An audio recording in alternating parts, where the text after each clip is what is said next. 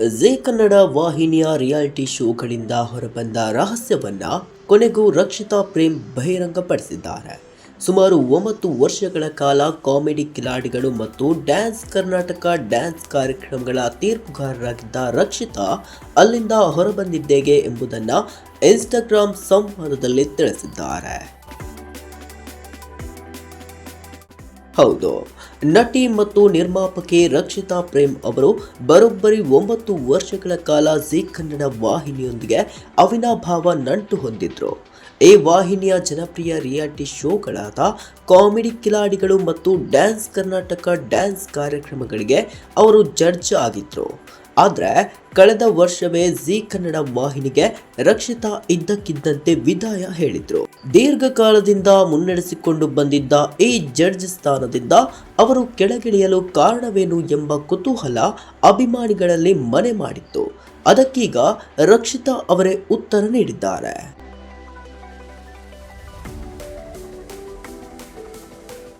ನಟಿ ರಕ್ಷಿತಾ ಅವರು ಸಾಮಾಜಿಕ ಜಾಲತಾಣಗಳಲ್ಲಿ ಸದಾ ಸಕ್ರಿಯರಾಗಿದ್ದಾರೆ. ಇತ್ತೀಚೆಗಷ್ಟೇ ಅವರು ತಮ್ಮ ಅಭಿಮಾನಿಗಳೊಂದಿಗೆ ಪ್ರಶ್ನೋತ್ತರ ಸಂವಾದ ನಡೆಸಿದರು. ಈ ಸಂದರ್ಭದಲ್ಲಿ ಅಭಿಮಾನಿಯೊಬ್ಬರು ನೀವು ಜೀ ಕನ್ನಡ ವಾಹಿನಿಯ ತೀರ್ಪುಗಾರರ ಸ್ಥಾನವನ್ನು ತೊರೆಯಲು ಕಾರಣವೇನು ಎಂದು ನೇರವಾಗಿ ಪ್ರಶ್ನಿಸಿದರು. ಇದಕ್ಕೆ ರಕ್ಷಿತಾ ಅವರು ಅಷ್ಟೇ ಪ್ರಾಮಾಣಿಕವಾಗಿ ಉತ್ತರಿಸಿದ್ದಾರೆ. ಅಭಿಮಾನಿಯ ಪ್ರಶ್ನೆಗೆ ಪ್ರತಿಕ್ರಿಯಿಸಿದ ರಕ್ಷಿತಾ ಪ್ರೇಮ್ ಅವರು, ನನ್ನ ಪ್ರಾಮಾಣಿಕ ಉತ್ತರ ಯಾವಾಗಲೂ ಸತ್ಯವೇ ಆಗಿರ್ತದೆ. ಜೀ ಕನ್ನಡ ವಾಹಿನಿಯ ಆಂತರಿಕ ತಂಡದಲ್ಲಿ ಬದಲಾವಣೆಗಳಾದವು.